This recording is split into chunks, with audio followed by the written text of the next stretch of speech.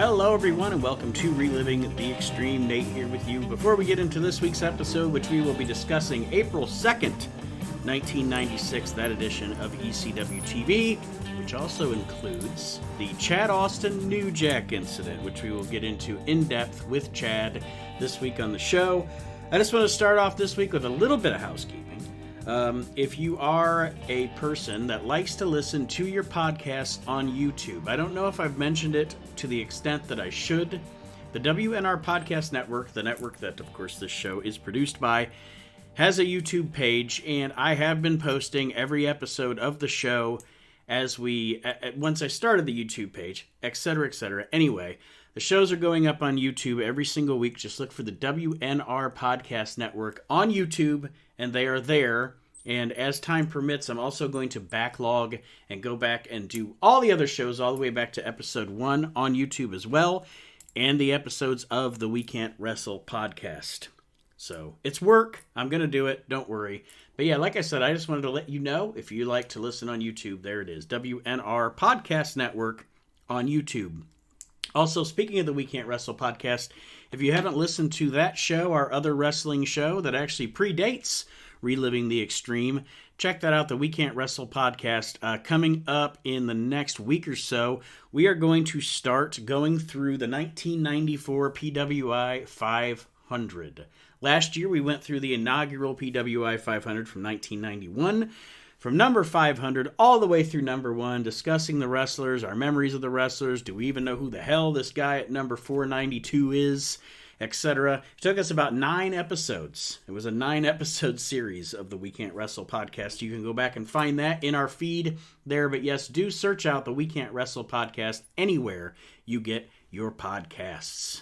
And last but certainly not least, not necessarily a member of our network, but a fantastic podcast, especially if you're an ECW fan and enjoy discussing and hearing about ECW. Dave Dynasty, great friend of the show, actually a member of our We Can't Wrestle podcast Hall of Fame as well. He's been on the We Can't Wrestle podcast, etc., etc. Dave is great. Dave does great historical recaps through his Wrestling Nostalgia podcast. But if you're an ECW fan, I definitely recommend checking out This Is Extreme, the Dave Dynasty ECW podcast. He does something different than we do here. He does not do show recaps like we have been doing, going through show by show. What Dave does is he talks to the people involved in ECW. I loved his interview with Matt Radico, getting into the early days of the production of ECW. A great interview with Chubby Dudley. There's so many more. Check out This Is Extreme, the Dave Dynasty podcast, anywhere you find your favorite podcast. We really enjoy Dave's show here. He's a great guy, a great historian, and a great friend. That being said, now that I did the housekeeping that I wanted to do this week, we're going to dig into it, the episode of ECW from April 2nd, 1996. Here we go, Reliving the Extreme. Yep, this week on Reliving the Extreme, we are discussing the episode of ECW from April the 2nd, 1996. Nate Maxon here, along with my brother Aaron. Hello. And newly relocated to a new territory, Mr. Chad Austin. Howdy, y'all. Who had the Knoxville territory? Was that part of Memphis? No, Cornette. Oh, no, I guess I meant before that, even like during the actual territory days. Fullers? Well, I think it's Fullers. Yeah. Because back in it, well, yeah, because the Fullers had it whenever they wanted it. But you know what I mean? Because it went through hot and dry spells all the time. Mm-hmm. Because it would always have. Apparently, it's kind of like an easy, like an escape to get out of Knoxville. You know what I mean? If you're a little bit shiesty with the ticket sales. But yeah, it went through a lot. I think Joe Kazana was here at one time back in like the early 70s, whatever. But when I used to stay down here, come down here in 87, my mom. Oh shit! My mom lives like about 2.5 miles from the Knoxville Civic Coliseum Ballroom, where they used to tape the USA Championship Fullers. Mm-hmm. Fullers champ, and I used to ride my 10-speed down there, and you know, a lot of times, like after the show or whatever, because she lives so close, I take the same road they took back home. And where I had to turn to get into my street, there was always the gas station. So a lot of guys were going to the next town or stopping off at that gas station. So I had just seen them, like at the whatever. I was, you know, I was probably 15, whatever it was. Mm-hmm. So I was still happy to see Bill Dundee. Oh my God, it's Bill Dundee. Why are you driving such a big car? You know, he's 5 foot nothing, and he's got like you might see him driving around town in that Bill Dundee car that he has now with like it's all painted purple and it's got his information on it, and it's like a like he's driving around a billboard. I mean, I don't know if he still drives it around, but I know he did a few years ago. And what's the advertising? And book Bill Dundee. He's still working? Probably. As far as I know, it has his address on it now, so he knows where to go back to because he knows what to put in his GPS when he gets in the car. I don't know where I'm at, Daddy. He just takes a picture of his door, and he sets it in his, and puts it in his GPS. Just put a picture up there. Can you get me to this spot? Because trying to set my GPS for my dad yesterday. Oh my God! I just said, look, I'll just put it on my phone. Because it's, imagine he has jumping out of. I just got a Bill Dundee jumping out of his car and gliding to the ground. Yeah, my dad's got a new fancy car that has all that technology in it. You know, and I'm like, well, we're trying to use the navigation thing, and I'm like, and then it tells you can't use it while you're driving. So I'm supposed to stop anytime I want to just find, you know what I mean? That's the goddamn point. Yeah. Yeah. So I was trying to put it in my phone and shit. One other thing before we get into this ECW show, did you guys see today that that John Laurinaitis is trying to way too late try to turn babyface? It's like it's way too late to try to turn babyface, Johnny Ace. What did he do? Tell me, I don't know. He's now saying, his lawyer is now saying that, along with the woman that is suing Vince McMahon, that Johnny Ace says, if you read through the filings, John Laurinaitis is also a victim in this situation. It's like, dude, it's way too late for a babyface turn at this point. So he got pooped on too? Is that what he's saying? I don't know. I don't. Yeah, dude, that story, man. I mean, like literally I had 9 hours in the car to listen to like everything. You know, I got to hear 3 hours of Busted Open between Bubba and whatever talk about it, Dreamer and talk about it. And then then I get home and I start listening to Cornette. And I'm like, oh boy. And I'm like, Cornette knows more than he's going to tell you. I can tell you that. But he did talk. He did say some shit. But I mean, he knows more. Mm-hmm. A deviant like him. I don't think Johnny Ace is chained to no radiators watching this. He was. Yeah, that's what I said. That's why I made the babyface turn joke. Because it's way too late for that, pal. But that story, man, just keeps getting uglier. Yeah, it's like you just keep peeling back the fucking layers of the onion. Jesus Christ. Johnny Ace put that Gimp mask on himself.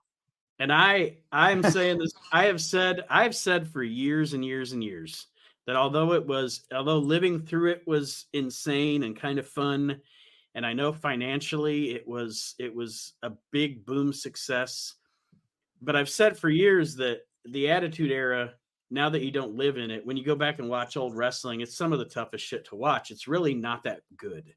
And then now it's even worse to watch it because it's, you think about Vince's personality and some of the stuff that they did on TV. And it's like, wow, I knew the guy was, he's Vince, but now you look at that stuff. It's like, this is really bad and really uncomfortable to watch, but I'm just not shocked by any of it. I just don't understand why anybody else is. Right. Exactly. And I'm sure that once I don't know if they'll do it now, but once the network moves over to Netflix at the beginning of 2026, I don't think they'll erase Vince, because you can't erase Vince. You can't do that. He's too integral to all the programming, like hosting Saturday Night's Main Event and all that stuff. But I promise you, any of those skits that he had that were like perverted, like the shit with Trish Stratus or any of that stuff, they're going to scrub that shit.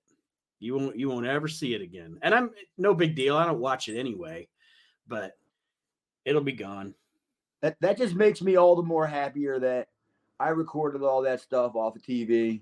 That's why I've never gotten rid of a DVD. I've never gotten rid of a VHS. Nothing. I keep it all because they can take it away from you on streaming, but they can't take it away from me over here on my bookshelf. So yep. And all this shit goes back to like the 90s, like whatever with the Ring Boys and all that shit.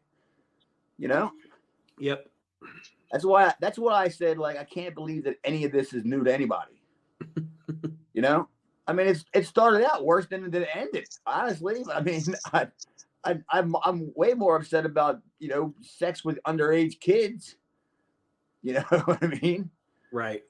Than whatever. I mean, they were grown adults. I don't know whether the rape shit was accurate or not. I don't know anything about that. I guess when you're a victim or you claim you're a victim, that's all you can say is rape, and if they put hands in your oh shit, hey, back it off. Yeah. Well, this is going to be an episode of ECW to discuss where we get to talk about a moment in Chad's existence. We'll get to that in a minute. But first, the show starts off here. Joey Styles is in the ring. And as Aaron calls him, Leather Lou Albano, Damian Kane comes to the ring.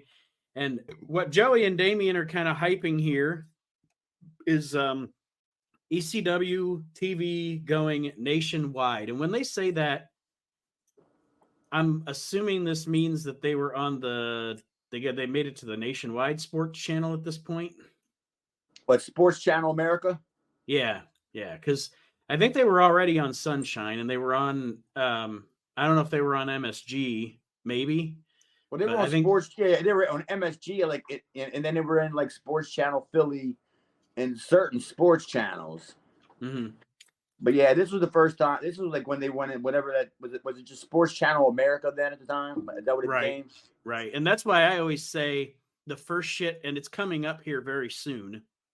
The first stuff I remember seeing of ECW as a kid was the Shane Douglas Pitbull angle with the halo and all that. And of course, we're going to get to it.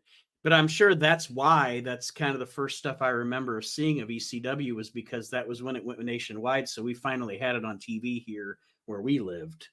So yeah, this is definitely around that time. But yeah, we get Damian Kane cuts a promo about how he brought the bad crew into ECW and they let him down. Surprise, surprise. Talks about how he brought the Headhunters to ECW, but he's no longer going to be just a manager. He's also in the new nationwide ECW. He's going to make an impact as a wrestler as well.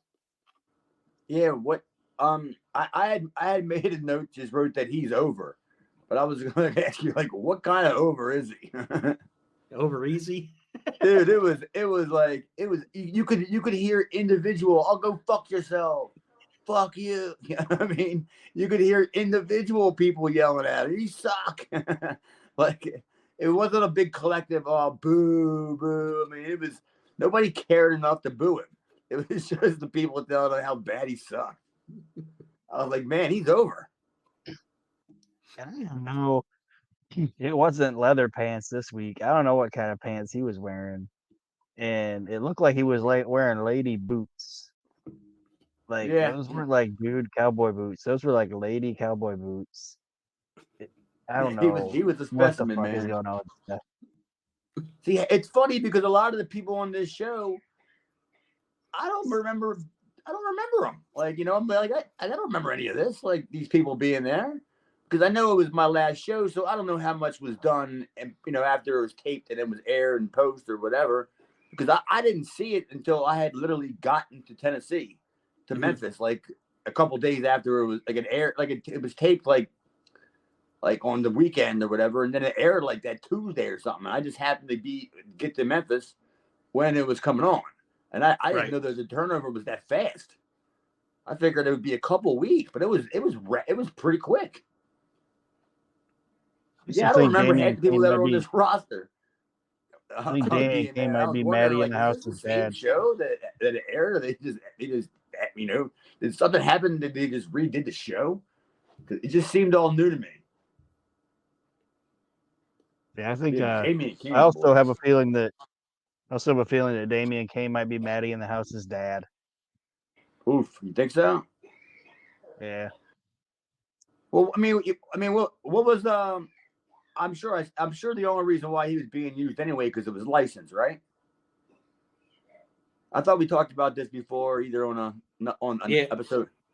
Yes. Like because I don't know what the deal was with Todd getting the license or whoever, but I think they were using pretty much Damien's license for a while. And I guess it was in exchange for using the Bad Crew, so it didn't seem like they needed to use Damien's license anymore coming up.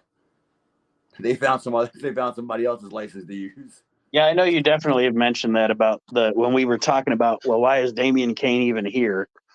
It definitely had to do with the license. Well, we got to the bottom of that mystery. Well, Damien Kane essentially tells Joey Styles he wants to be a wrestler now, and he's not leaving the ring. He's doing the old "I'm not leaving the ring till I get what I want" deal. And then El Puerto Ricano comes out. Yeah, hit the music. El Puerto Ricano. I don't think he had. Actually, no, wait. Before that, I have written down here, like, isn't it awkward that why is Damien Kane telling Joey Styles to hit Lady Alexandria?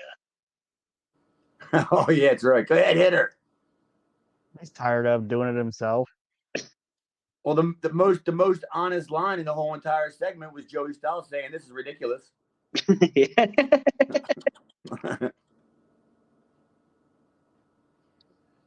Yeah, Leather Lou sucks. But yeah, then the Puerto Rican comes out, and then he beats up the Puerto Rican, which is what it is. And then he demands another challenger, and this challenger is Mikey Whipwreck. Yeah, oh no, Mikey's here to save the day. Yeah. And Mikey hit played all the hits. So I guess that means the build match would have been what, Puerto Ricano versus Mikey, right? That probably would have been better. Yeah, that would have been that was the match. Definitely would have been better. Yeah. Anybody versus anybody that wasn't Leather Lou Albano would have been better. Leather Lou Albano, dude. Good Lord. I'd rather watch Mike Shaw and PN News than anything with Leather Lou Albano. Good Lord. I just rather be blind. Bastion Booger versus PN News takes the cake. No, they take the cake and eat the cake, but they would take the cake, all right. Any other thing you could eat. But yeah, then we get the win by Mikey. He beats Damien Kane. Nothing really to write home about here. It was just a way to highlight Mikey, get him on the show, and of course get Damien Kane on the show because we probably still have a license issue here. But then Joey comes back and he talks about he's going to set the stage for what we're about to talk about. It is talking about Steve E. Richards getting attacked the night before by Tommy Dreamer and Shane Douglas. So the Blue Meanies tag team partner against the Gangstas is going to be Chad Austin. Stone Cold. And I actually have here, really quick before we talk about this, because obviously, Chad, we want to hear your first person account of this this incident. But let me get this set up here because I actually found it's only about a 2-minute clip. And it's actually, to give credit where credit's due before I play it on the show. It's from a High Spots shoot interview. And this is just about 2 minutes of Blue Meanie telling the story of New Jack and Chad. And Chad, I want you to listen to it so you can say whether or not he's full of shit, whether he isn't full of shit. Okay. Well, let's play it for the listeners, and then we'll let Chad respond on the other side. It was supposed to be me and Stevie against the Gangstas at the CW Arena. Well, the night before, Stevie cracked his orbital bone wrestling Rob Van Dam in Reading, Pennsylvania. So he couldn't do it. So he's wearing a baseball catcher's mat. So we go to introduce our newest protege, lukewarm Chad Austin. So Chad Austin, who was a journeyman, independent guy. He'd been working in ECW, and he went down to the Smoky Mountain to do some stuff. Apparently, he got a lot of heat with New Jack and a guy named Bruiser Bedlam. Oh. You know, still in WWF as Johnny hey Cage. buddy, hey bro, hey, that's my Bruiser Bedlam, folks. You a 6-way man? You 6-way man? Well, there had come this thing where New Jack and Bruiser Bedlam had a bet who's going to fuck up Chad Austin first, because Chad Austin went down to Smoky Mountain. Hey, I'm an agent for ECW. Hey, Chad Austin, I'm an agent for ECW, saying he's an agent for ECW. So he goes up to New Jack. Hey, do you think you could talk to Cornette? You know, get me a job. He's like, well, you're an agent for ECW. Why should I have to do that? Well, long story short, me and Stevie and lukewarm Chad Austin come out. Before the match, I'm putting on my Daisy Dukes, my knee pads, my boots. New Jack comes over and goes, Minnie, me and Mustafa are working you and this boy, Chad Austin. Stay with Mustafa. Come near me. I'm going to hurt you. I don't want to hurt you. Stay with Mustafa. I went, wow. Yes, Mr. Jack. All right. So there's Blue Meanie's thing. That's certainly one way of telling that story. I mean, that's the outcome was still the same, but the way that it all got there, like I don't know how any of this came out. I don't know where this came from. I don't know who made this up. You know, I don't know any of it. Like when I first heard it, you know, years and years later, I'm thinking, how would I do that? Why would I? There's no chance, you know. And I don't even remember, you know, I don't even remember meeting New Jack in like Smoky Mountain. But I know you've told us stories before about knowing Bruiser Bedlam, but you never said anything about. I was gonna say you never said anything about having any heat, like him having any heat with you at all. So I don't know where that came from either. I drove him. To a Smoky Mountain TV tape, and as a matter of fact, the only heat with him that I got was we were driving down a 2-lane interstate, and there was a major accident, and traffic was backed up as far as you could see because it was like a hill, like a mountain. So you can see down the mountain, coming back up the mountain. It was all just stopped traffic, and we were like, you know, racing the clock anyway. And I didn't know what to do. And then Bruiser Bedlam, you know, I picked him up at the place in Smoky Mountain where everybody was staying at, the apartment complex, and we were running late. And he's like, I said, what do you want to do? Well, I don't know what to do. And I'm sitting in traffic. He's like, drive on the side of the road. I'm thinking like, drive on the side of the road. And after a while, he goes, drive on the side of the road or I'm going to kill you. And I didn't think anything of it. You know, oh yeah, I'm going to kill you. I didn't know I was talking to Bruiser Bedlam, the murderer. Right. I mean, so no matter whether or not he was really going to kill me or wasn't going to kill me, I drove on the side of the road. And I got us to that place in North Carolina, you know, in time, not late, and all that nonsense. But any of that, I don't know. I mean, none of that stuff happened. None of those, I'm an agent, you know, none of that. Not a goddamn, you know. My way in, my way into Smoky Mountain was, I was in Tennessee anyway, and I had went to a show probably in Johnson City, somewhere around Johnson City or something. And I ran into, I can't remember the guy's name. Was it Tom Inoue or something? One of Cornette's guys. And like at the end of the show, he was like, you know, boxing up all the PA equipment and stuff. And I literally just introduced myself as to who I was. And I was like, hey, man, listen, I'm staying with my mom. You know, I've been working for a while, worked for ECW recently. I'm going to be here for a little bit, whatever. And then he's the one that told me, like, hey, why don't you come to the TV tapings tomorrow? You know, they're in like North Carolina. So that was a hike, even still, for me being in Knoxville. And then the next day, I was like, yeah, that sounds cool. And then the next day, I don't know how it all happened, but I somehow coordinated with somebody, and I want to say it was D'Lo, because I think D'Lo may have knew me from the East Coast, and I was asked to like drive over to the apartment, where they were all staying, and we were all going to carpool. We had like 2 or 3 cars. We were all going to like whatever, and I guess I drew Bruiser Bedlam, you know. But yeah, I then all and then we nothing. I mean, nothing happened. Like I said, I met the guys, and it was like, all right, man, I'm going home, and I drove went to the town.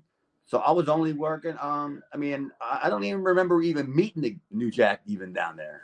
Honestly, I don't. Like, I'm not. I'd love to see like where it was. Where did he even say where I met him at down there? No, he didn't. No, he didn't elaborate. And I tried to find. Actually,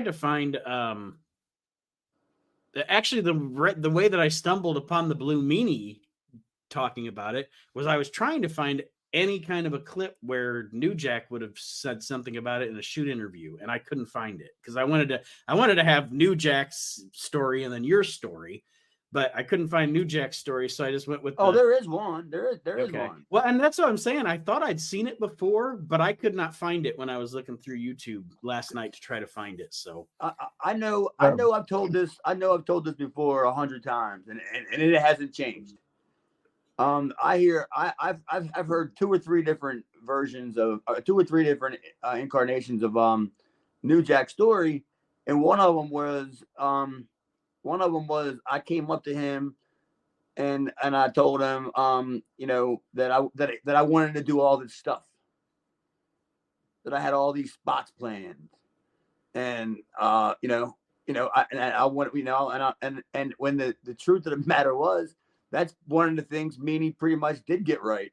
Like it said on the paper, it was like Gangsters versus Blue Meanie, Chad Austin, but it didn't say anything on there about the whole Steve Austin or the Chad Austin Stone Cold thing. That's pretty much what it was. And then we were just going over it, and then it was the match went pretty much like Meanie said. It was New Jack said, we were standing there all 4, and he goes, Meanie, you go with Mustafa. Chad, you go with me. All right. There wasn't we're gonna do hip toss reversal. And we all just kind of like went back, to do our damn thing. Because what are we gonna do? Go over what match? right. There wasn't anything to go over. There was nothing to go over. So I don't know, like Meanie was. That's pretty much what Meanie said, right? Isn't that what he said? Like New Jack said. He characterized it as the 4. He didn't characterize it like the 4 of you were standing together, though. He characterized it like Jack told him off on the side on the down low to stay away from him. An ulterior motive of getting with you, like getting back at you for falsifying whatever. And my only thing, my thing with Meanie on this thing is he tries to make himself sound like he was some kind of veteran at this point. And it's like he was not. Like he had only been working a year, 2 years. Like he's like, oh, like I don't know. It's just like he's like Chad Austin, a journeyman wrestler and an independent guy. It's like, well, what are you, Meanie? Yeah, Meanie were cool because I mean? before the Meanie character, we had met somewhere down. We kind of like ran into each other a couple times at like just random independent shows. Like, I guess both of us were like looking for work at the same time, and we're like just kind of like just driving around, whatever. So, and then when I got back to Baltimore, I ended up talking to the local guys in MCW back in the days of getting Meanie before he was the Blue Meanie on shows in Baltimore. Yeah. And there is shows in Baltimore that I got him on that it's taped that he's not the Blue Meanie. He's whatever Brian Heffron. I can't remember what his gimmick was, but it wasn't the Blue Meanie. But yeah, I mean, maybe he was. Maybe I don't know what. Yeah, like I said, that's the whole entire conversation was Meanie, you go with Mustafa, Chad, you stay with me. That was the whole entire conversation from the beginning to end.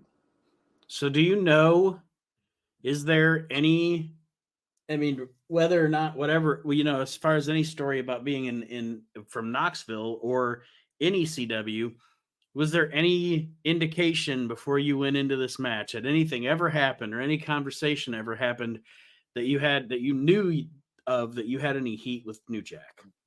Oh, I'm not 100% sure that I even met him. So he was just, You know what I mean? he just got a hair up his ass that night and decided he was going to fuck somebody up, and it happened to be you. I mean, I easily could have met him, when I was in town going. I only went to like 1 or 2 shows, for Christ's sake. So it wasn't like I spent a lot of time here. Right. But there's no chance I was coming to Smoky Mountain because I didn't know shit about the reality of Cornette and like Paulie. I didn't know that like the majority of that whole entire feud was a work. I'm like a lot of people for decades. I thought they hated each other. I didn't know. So all I was here to do was get a fucking $150. You know what I mean? I was here to just get a payoff because I was in town and there was a show going on. I didn't think any of this was going to happen. I wasn't looking at staying. I wasn't staying.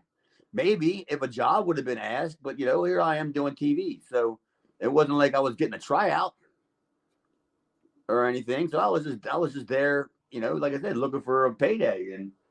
And I'd love to even goddamn know if, like I said, if New Jack was even in Knoxville when I was in Knoxville.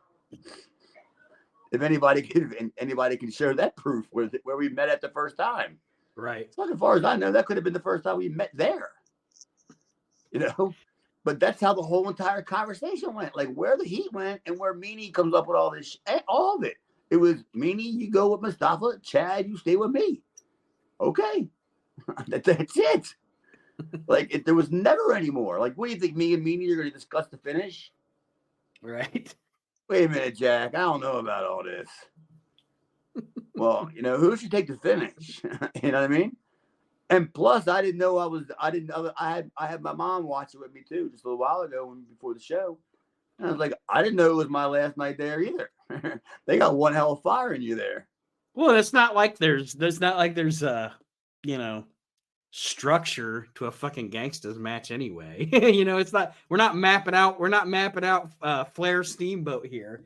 No. We're gonna walk around and hit each other with toasters and shit. I mean, it's not, there's no choreo, there's no really, you don't have to lay it out. Maybe you're finished, but that's about it. I've been in the business probably 3 years, three and a half years, whatever. I knew enough. I knew what a guy was. You know what I mean? I knew what a squash was. And I don't recall, I may have gotten a couple wins on TV or something, but I wasn't getting no push. You know what I mean? I wasn't in line for a world title match with Shane. Like nothing of mine in ECW came until after I left and went to like work for like Smoky Mountain and like all the other shit. And that's when like any of the angles started happening for me. Everything else was just I was Mikey before Mikey. Mm-hmm. Aaron, did you have any questions for Chad or anything else on the New Jack Chad Austin incident before we move on? I mean, we didn't really talk about the match itself much. So the only other question I have is the end of it when he's really being super unprofessional with the chair. Was Mustafa actually trying to get you out of the ring? Yeah, It's dude. the other. Yeah.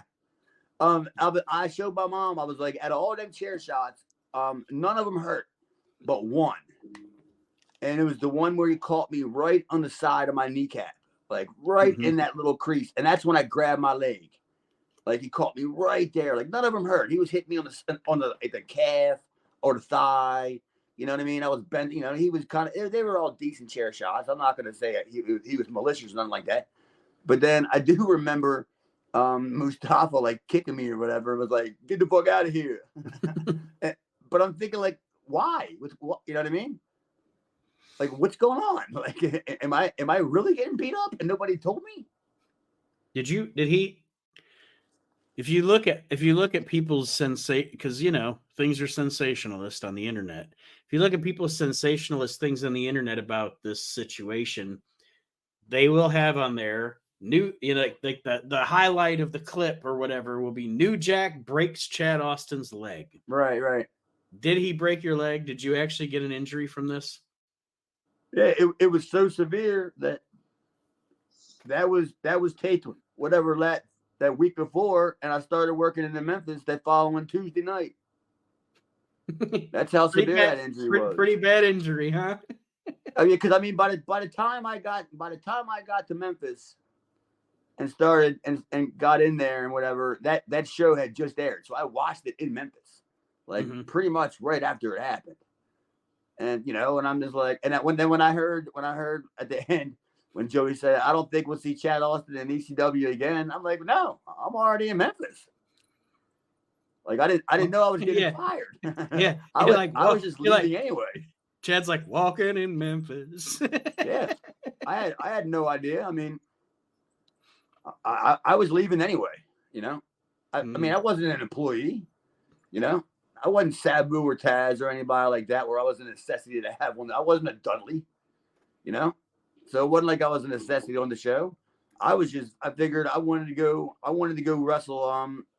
My whole mentality was I wanted to go do a circuit, a territory before they finally died. That was my whole thing. Like, I always wanted to work a territory. And when I got invited, where I got booked by Bert and I was heading, all I had to do was get down there. I was like, dude, I'd love it. He's like, I can give you like 5, sometimes 6 days a week. Or, sometimes even 7 days a week. And I'm thinking, that's all I want.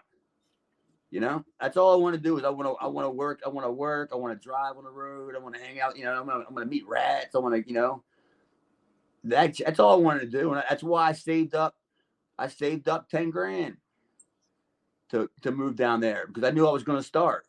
Right. I knew Bert promised me somewhere. He said like somewhere around $40 a night when Memphis was paying. So I knew I ain't going to live off $40 a night. So I saved up 10 grand and moved down there. And I knew when that money's gone, because my truck was paid for, I bought cash for it. And I was like, I said, when this money's gone, that's it. I'm gone. Whether or not it's, I wasn't going to get rich being there. Right. It's more about the experience.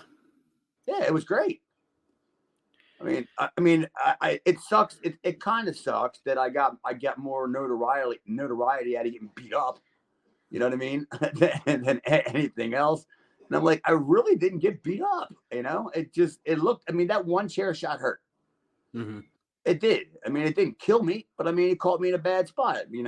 But everything else he did was totally safe. Even that finish where he off the top rope with the chair, none of that hurt. Well, there you go. All you dweebs out there on the internet that believe everything you read and everything you see in a shoot interview. There's the true story. I mean, I'm just saying that's my story. Apparently, meanings defer. Go ask New Jack what his side. Well, you know what? For the purposes of our fucking podcast, that's the true story. that is the true story, and it's not even anything that glorious. Except for the whole me being an agent for ECW. I don't even know what that even was. I'm an agent. It's probably one of those things where, it's telegram, telephone, telewrestler, whatever. You said that when you got there, whoever the guy that you talked to said, you told him, hey, I'm wrestler. I've worked a little bit for ECW. That guy probably spun I worked for ECW into I'm a representative of ECW, and gets somebody else worked up and somebody else worked up, and yeah. And I have my business card as an ECW rep. With Meanie, it's more like telephone. With Meanie, it's more like telephone, telegram, Teletubby. Oh, good night. Yeah, I love how Meanie was there. I mean, I don't know what Meanie really believes, but I wish it was more glam. I wish it was that story. It would have been great if it was Meanie, if it was the way that and Meanie wasn't really that far off. he was closer to the story than any of the stuff that anybody else I've heard talk about it. Right. Ain't nobody going to hear Mustafa talk about it, or if he did talk about it, it wasn't going to understand what he said anyway. And I've heard New Jack say it a million times about. Everything I always heard was I always heard was I never really heard of talent scout stuff till later on, or ECW rep, whatever. I always heard that I came to him with a bunch of ideas of stuff that I wanted to do in the match. That's what I thought it was over. Mm-hmm. And I'm like, even none of that even was even right. So I mean, whatever your heat is, at least get it accurate. I don't care. It's over. Just so everybody knows, our promotions department reached out to New Jack for comment, and he was not available for comment. So there you go. Yeah. Too bad. Well, after the match, New Jack cuts a promo essentially on talking about coming to ECW, and they're looking for the titles that the Eliminators have. So they essentially call out the Eliminators, do the Gangstas, and then we have the Eliminators in a match against a team billed as the Dark Riders. And the guy that I wrote down here, because I've always because I know the first time I saw Billy Black was when I was a kid, and I know we've talked about it in the past on the show. When I was a kid and I watched Global on ESPN, I remember Billy Black from that. And then as the years progressed and the years went on, and I started learning as I grew up about wrestling, et cetera, I knew he was kind of a big deal in Georgia and actually kind of had a big following for a hot minute in Japan. Billy Japan, Black for Baba. Yeah. And I just always wondered, what happened? What happened with him? Like, did he just decide he didn't want to wrestle anymore? Or? I think he was the guy that Cornette said was like a local guy and didn't want to branch out more than what he did.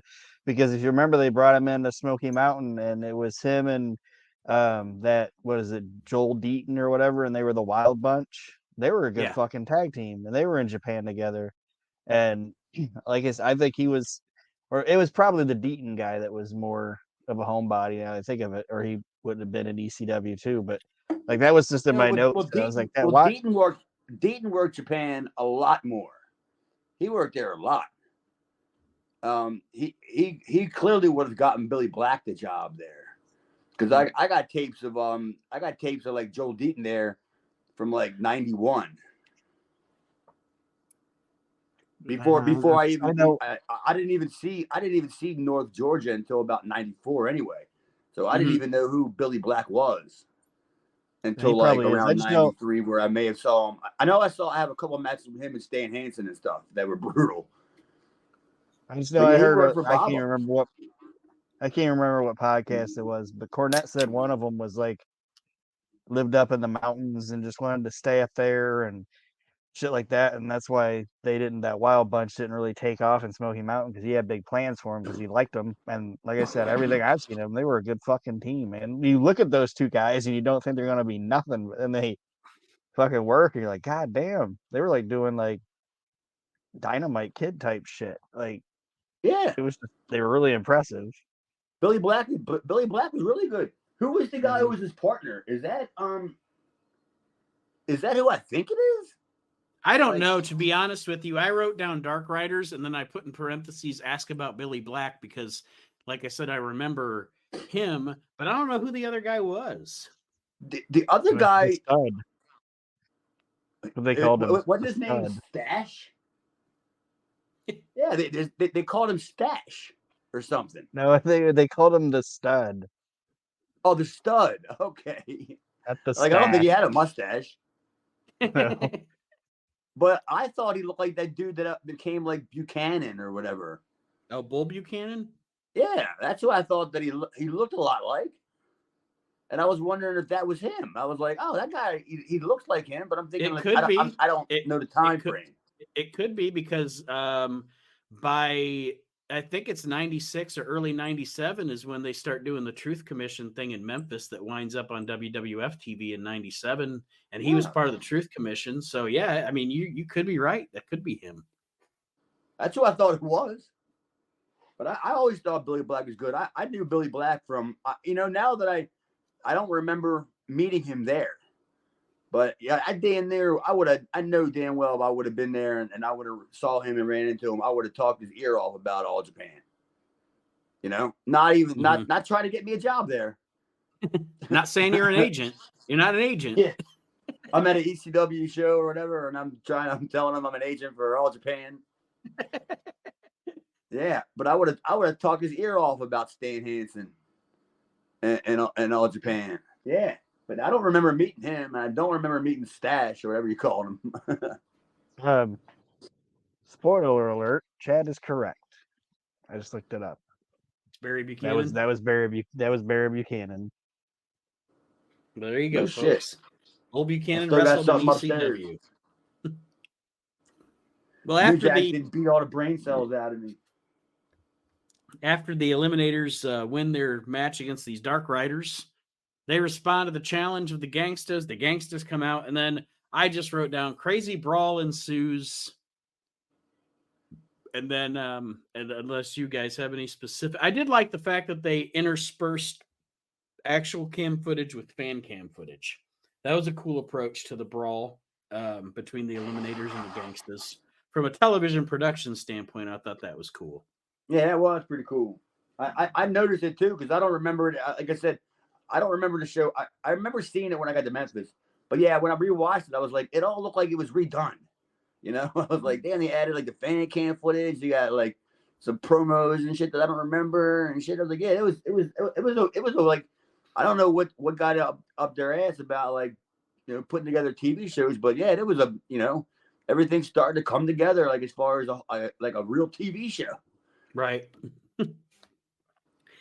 And, you know, maybe we're on national TV now, so it's time to, you know, step up our game a little bit. And I mean, obviously we've been seeing as the years go on, as we watch the show from month to month, year to year, it gets better and better, but definitely this week was a step in the right direction. Aaron, do you have it before we get to, of course, at the end of this, New Jack, the Eliminators tape New Jack between two pieces of table and then give him a total elimination. Aaron, your notes on this segment? It was just a big brawl, and I thought that table thing was stupid. Like, I didn't really like it. Like, New Jack's just gonna stand there while they tape these tables together, and then it looked dumb, and it's like, I didn't like it. I just thought it was like, it was cornball, and it's the same. Like, people talk about now how wrestlers stand there and wait for a wrestler to jump at them. It's like, he stood there while they put these two tables up, and then got the tape and then did this. Like, god damn, this was dumb. Well, and I'm sure it was and then it didn't even look good like this. Well, I was going to say to your point, it was probably awkward when they were doing it anyway, because you notice they didn't show them doing it on TV. You just you know, like they showed Mustafa outside the ring, and all of a sudden they flash to the ring, and the taping of the table thing is already done. So, you know, in the arena while it was happening, it was probably an awkward like 45 seconds or whatever. Well, they had to find the tape. Stupid. Where'd the tape come from? It was just dumb. Yeah, they made the sandwich thing of them. Like, I guess the point was for the table to break. Would have been it, you think? Maybe. And I mean, that would have been cool. If it would have broke, maybe it would have been cooler looking, but just the whole payoff of it was just lame. Yeah, it wasn't good. And then after that, they show footage of New Jack getting stretchered out of the ringside area. Joey Styles does a good job after the angle about hyping up that, you know, what we just watched is just showed that the ante has been upped by these two teams and the violence quotient has been upped in ECW. I thought that was cool because, I mean, everything Joey does is perfect, but I wonder where they put New Jack in proximity to me in the locker room when they stretched him out. Like, where was I still stretched her out to? Was I laying on, you know what I mean? A stack of tables in the back, and then all of a sudden they stretch the New Jack out and they put him next to me. I want to know where he was. You were already in the car with your Rand McNally map, charting your course to Memphis, Tennessee. Pretty much, yeah. Then we get Joey back on screen talking about the Raven situation with his foot. And that he's going to have surgery. They kind of recap the Shane Douglas, Brian Pillman thing, where essentially the story here is Brian Pillman needs to get in the ring and wrestle Shane Douglas, or he doesn't get to be on ECW TV. But they have the caveat. They have their thing where they can still have him on TV because he's paid for TV time. So if we have any TV time, just like any other, I love how how Joey turned Pillman's quote unquote attorneys or whatever paying for TV time into an opportunity to advertise for advertisers. If you would also like to advertise on ECW, Brian Pillman's advertising here, but if ibuprofen, if you would like to advertise on ECW, please do contact us. Yeah, that was fun. It's too bad they didn't have the number below. Please respond to the number below, the hotline.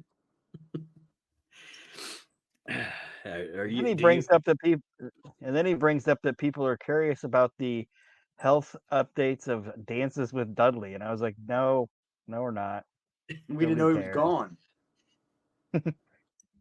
Why was he gone anyway? New Jack? Was he a victim? I don't think we ever see him again, to be honest with you. No, he was a Florida guy.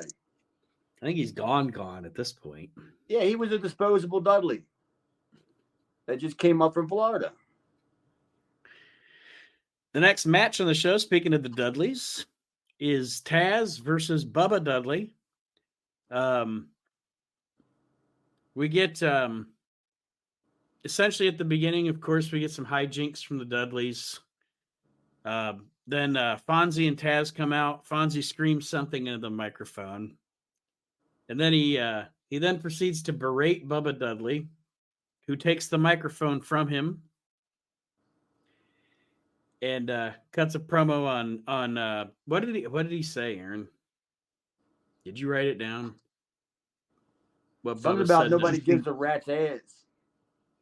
Yeah, he's like, nobody gives a shit who you are, basically, because Bill Alfonso did the I'm Bill, and Bubba took the mic from him and basically told him nobody gives a shit who he is, and nobody wants him there. And then Taz smacked the shit out of Bubba. Yeah, Taz smacks Bubba. And Bubba says, "Let's wrestle." Yes. That's what he says. Let's wrestle. Okay. And they do. And Bubba misses a splash off the top rope. Tazplex, Taz mission. Bubba taps out. And then we get a post-match thing with Big Dick Dudley with the crutch to Taz, breaking the crutch over his back. Fonzie gets in, gets pressed up by Dick. It sounded funny. Taz clips Big Dick Dudley's knee, puts a submission hold on him. And so essentially this is just more building of Taz. And that's good. That's a good thing. You know, they're building his character. You know, this is the big badass Big Dick Dudley, and Taz is the first guy that's kind of put him on his ass and put him on his back and has him in a submission hold. So it was effective. I would have loved to see Bubba versus Taz, like the real match. Right? Yeah, more than more than 2.5 minutes. Yeah. Yeah, that to me would have been good. I thought Bubba was good enough then. I don't know if I'm the only one seeing it, but have you guys noticed that like every week they do more and more to make Bubba not as goofy? Have you noticed that? Well, and we're about to get to yes, and I think there's at some point the crowd starts turning on him, even though it's the ECW crowd. So this is what they do. Even though the crowd was the ones that built him up, at a certain point they start turning on him too. And I think maybe that's because, you know, you're going to get to that point. What is it? It's sometime in 96 where you have like the big, you know, die Bubba die or something sign out in the crowd, and they start turning Bubba into more of a heel character instead of a baby face, because the ECW crowd built him up and then they turned on him at some point. But I wonder if I had anything to do with like Bubba, like, you know, I guess maybe staying at the hotels and stuff and meeting more of the fans and, you know, becoming, you know what I mean? He wasn't Mhm. just somebody that nobody knew, you know? Right. I wonder if that had anything to do with it. Just not saying he did anything wrong. That it just became like, oh, it's just Bubba, you know, or however the fans took it and just like, oh, he doesn't really stutter or none of that shit. And then like, fuck him kind of thing. I wonder if any of that had to do with it. I can see it. I don't know. But no, you're right, Aaron. Every single week he gets they add a little more serious layer to his character instead of him just being a goof.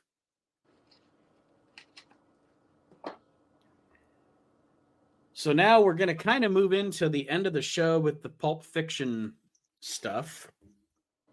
So I will kind of run down what I've got in my notes here, and then you guys can run down what you got. I think that's the best way to do Pulp Fiction because it all moves so fast and everything. So what I have down in here is some guy from the Rangers. I don't know who he is. Never heard of him in my life. Does a thing with Tommy Dreamer. There's the stuff with the doctor and talking about Raven's foot with Blue Meanie. Dr. Mark Allen. Yeah, Mark Allen. Foot doctor. The famous foot doctor. He's the doctor that ran out at the end of ECW, Barely Legal. He's involved in that. ECW's resident doctor, Mark Allen. And nobody, I don't know him. I never saw him. I don't know where they got him from. Post-production doctor. He's ECW's Francois Petit. Yeah. Dr. Vinny Boombox. we have a Taz and Fonzie promo, Pitbull's promo on the Eliminators, Sandman and Missy Hyatt. Well, I put Sandman and Missy Hyatt's tits cut a promo. Nothing wrong with that. Red and white. There's Meanie doing weird stuff about feet with a Meanie doll. Yeah. Promo written by Tony Atlas. What you mean you don't lick your man feet? The Eliminators cut a promo on the Gangstas, and then Shane Douglas cutting a promo on Raven and winning the title from him. And I actually liked Shane's promo because I like the fact that his promo was essentially, you people can hate my fucking stinking guts. You can hate everything I stand for. You can hate everything I am.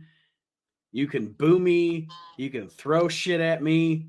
But just give me some time to get the title off of Raven. Don't we all want that at least? I liked the premise of his promo. Like, are we all at least united that you want somebody, even if it's me, to get that title off of Raven? And then after that, you can shit on me all you want. I don't care. Keep off my ass for 2 months and let me do my job. Yeah, get off my ass for a couple of months. Let me do my job, and then you can get back on my ass again. Then you can go fuck yourself, and I can go fuck myself. But I really liked the premise of that promo. I really did. Yeah, it was good. That was a pretty good Pulp Fiction montage. Mm-hmm. I thought it was pretty decent. I mean, one thing that I wanted to say, like before we got to that spot, was after all the Dudleys got all beat up, I had wrote down like it looked like a Woodstock parking lot. Like it was like people in tie-dyes just like passed out all over the place. But yeah, I love that. That was in my opinion, that was one of the better Pulp Fiction montages. Oh, one other thing I wrote down about it.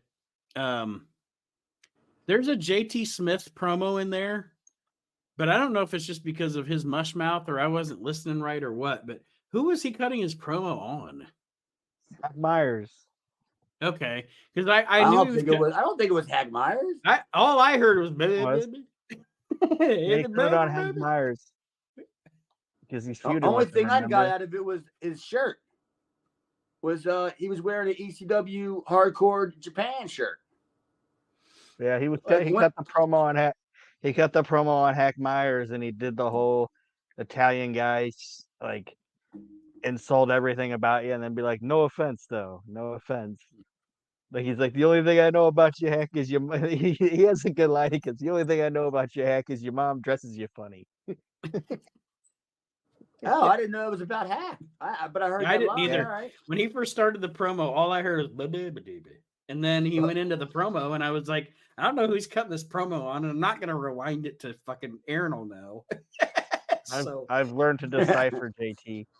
I lost Sal, so I'm like, I gotta pay attention to JT now. Maybe I'll just start writing down his promos. I'll just read them to you guys. You're gonna have JT Smith promos on your gravestone. Here lies Aaron. Here lies Aaron. He doesn't know much about you, but he knows your mama dresses you funny. You got one hell of electronic layaway plan. Rabbi. I didn't get a harumph out of that guy over there. All right, folks. Chad, any parting words or actually, what'd you think of this show? I mean, I know you were on it, and it's the big Chad Austin New Jack incident, but what was your score on this week's show? Pretty solid show.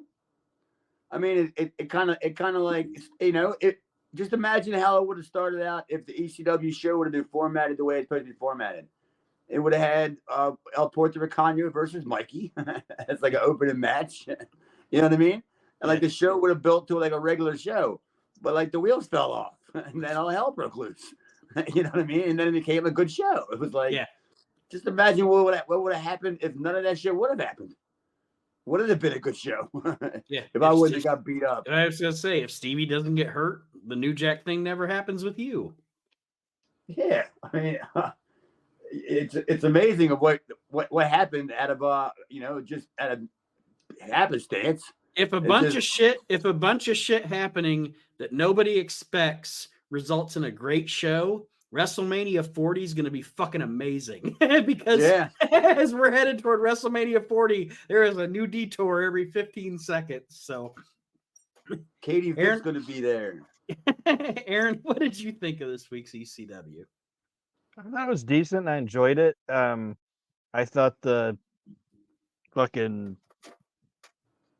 Damian Kane shit went way too long, but other than that, I enjoyed it.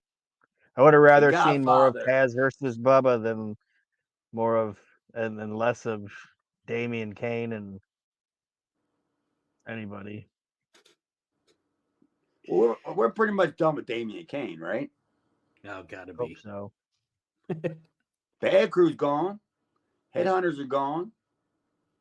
There's no reason to have him around in any way, shape, or form. Now it's just him and his whore. Lady Alexandria.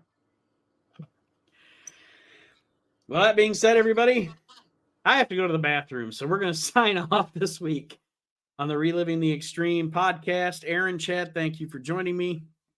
Everybody, check us out on social media at the WNR Podcast Network and on YouTube. And look me up on all social media platforms. You can find me under Chad Austin, Chad Demira. What to say? Hi, New Jack. How you doing, buddy? I think he's got Wi-Fi there. You don't think so? I'm sure he's not paying for it anyway. That was a dial-up. We'll see you next week, everybody.